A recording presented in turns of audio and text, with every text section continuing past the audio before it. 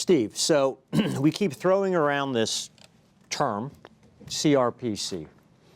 Can you give us some definition? Because again, this is nomenclature that has changed over the past couple years. So, in your mind, being a recognized national thought leader, what is your definition of castration-resistant prostate cancer? I mean, it has evolved, and I think for CRPC, the name kind of says it all. It's castration-resistant prostate cancer. So you need to be castrate, testosterone below 50. We can debate whether that's the right cutoff, but that's the cutoff that's traditionally used. And you need to be resistant. Resistant is typically a rising PSA, and there are set criteria. You know, it needs to rise by at least 2 points from the nadir, at least a 25% rise confirmed by a second test. New onset metastases in the absence of PSA rise is a sign of resistance. But I think what's important, and I see creates a lot of confusion, is CRPC is not hormone refractory. So if you're on your LHRH agonist antagonist, orchiectomy, have what you will, and your PSA starts to rise, and it goes up and up and up, and you give that patient an antiandrogen, Casodex. If that PSA goes down, that's still CRPC. He was castrate, he was resistant, and yet it's still responding to hormonal manipulations. I'm not saying we should or should not do Casodex, but that doesn't mean that's not a CRPC patient. And I think the rationale, the reason it changed is because we realized these are not hormone refractory patients. As you know, we see there's a lot of agents now that prolong survival for these patients. So we know that they have to have prostate cancer, they have to be on hormonal therapy, they have to have a testosterone level less than 50, which is what the FDA has sort of said. They have to have a rising PSA. So then we do the imaging, and again, everybody probably has their different protocols, when to do it, doubling time, absolute value. So if there's no evidence of radiographic metastases, we all know the Matt Smith data that within 2 years, 46% will develop a radiographic met. So if they do not have radiographic metastases, they are what we call in the M0 state. And so the problem with that is that there is no FDA-approved drugs for M0. They either have to be, you have to go observation, or they have to be enrolled in a clinical trial.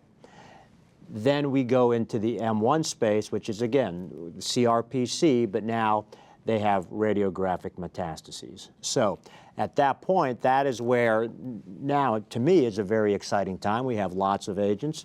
Dr. Quinn, we've got a couple guidelines out there, one from the AUA, one from the NCCN. Can you kind of walk us through those and how they're utilized and how you utilize them in your particular clinic? Well, the AUA guidelines go through a series of scenarios, and I think for the clinician it's useful to walk through those because you'll find where your patient is defined. The NCCN guidelines are much more distinct. They classify patients into whether they have symptoms or not, and whether they have visceral disease or not. And the issue there is that classically the patient with symptoms or visceral disease we've given early chemotherapy to, generally in the form of docetaxel.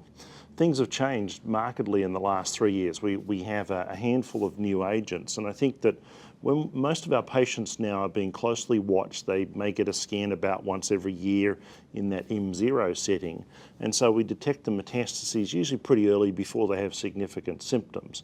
On that basis, there are two potential therapeutic interventions that we look at undertaking. One is augmenting the blockade of the testosterone pathway, androgen receptor, and we can do that in a number of ways. Some people would switch from an LHRH agonist to an antagonist, or previously we would have added a peripheral blocker like bicalutamide or flutamide.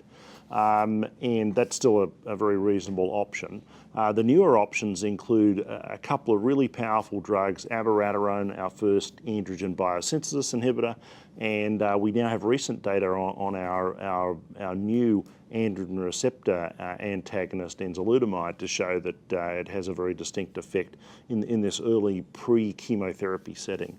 And then the other consideration is whether you can change the outcome of the disease with a very different therapy, and that's by instituting immunotherapy. In fact, taking The early course with Ciplas-LT, where it actually works better in terms of outcome for overall survival if you give it early with a low PSA.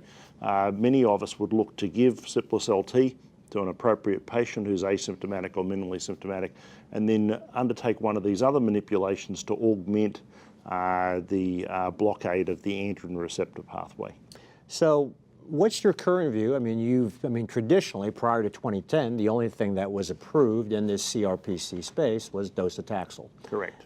Based upon the 2004 study. So how do you view moving forward as, again, we have all these other oncolytic agents? How are you viewing, the use of, what's the role these days of early therapy using docetaxel? Well, I think for a patient that has who rapidly develops symptoms or has visceral disease, particularly liver metastases, docetaxel still has a role to be given early. That's actually probably 10 or 15% of the patients these days. And previously we used to sit and wait, not image, follow the PSA, and then the patient would get symptoms. And so as many as 40 or 50% would have symptoms by the time we had the option. So we were kind of matching our assessment paradigm to the therapy we had, if you like, because we only had docetaxel. Now things have changed. We have evidence that early intervention with immunotherapy and early intervention with abiraterone and enzalutamide, two very powerful drugs, can delay the progression of disease and have an impact of survival when started early. So I think we have if you like, a mandate to follow the disease a little more closely. Because we have interventions that will actually make a difference to the survival of the patient.